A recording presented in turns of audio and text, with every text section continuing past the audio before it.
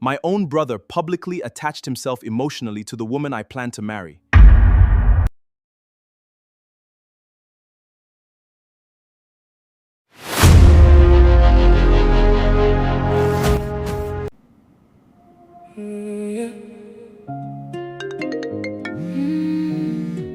No be by noise, love they speak low. The blogs are moving aggressively already. Nobody confirmed anything officially, but the speculation alone is enough damage. Clients are beginning to ask indirect questions. And your mother called me twice, sounding emotionally shattered. This situation escaped privacy completely now. You're sounding emotionally shattered. Do you know the psychiest part? The photos themselves aren't even explicit. But emotional intimacy has body language people instantly recognize instinctively. That's why this spreads so fast overnight. Everybody can feel the tension through the pictures.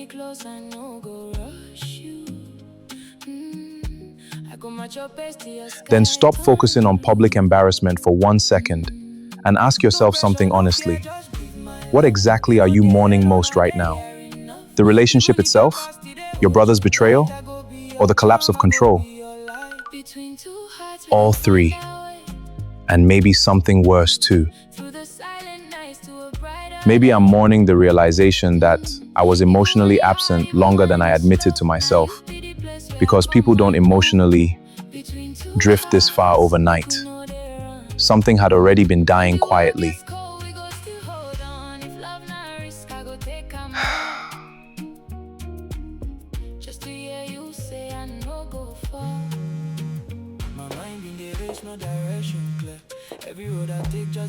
I told you this situation was approaching danger gradually. Now look, blogs are already calling you manipulative and calculating publicly.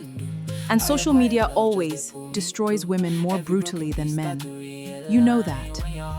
I never wanted any of this publicly. None of it. People online are reducing something emotionally complicated into cheap scandal entertainment. Nobody cares about context once humiliation becomes viral. They just consume people emotionally. Then tell me honestly right now, do you regret Eli emotionally? Not the chaos, not the timing, him specifically. Do you regret what you feel for him? No. And that answer terrifies me deeply. Because despite everything collapsing around us, what I feel with Eli still feels emotionally genuine somehow. That's the unbearable part. This family has survived too much to collapse over emotional recklessness. Both of you need to stop speaking like enemies permanently now. Anger is already poisoning how you remember each other completely. And once family history becomes rewritten through resentment, repair becomes difficult. Repair? You still think this is repairable? My own brother publicly attached himself emotionally to the woman I plan to marry. And somehow everybody keeps speaking like this was unfortunate timing, instead of betrayal. That's unbelievable to me, honestly. Because betrayal wasn't where this story actually started. You keep speaking as if Zara suddenly abandoned a healthy relationship randomly. But she was emotionally starving beside you long before I entered anything.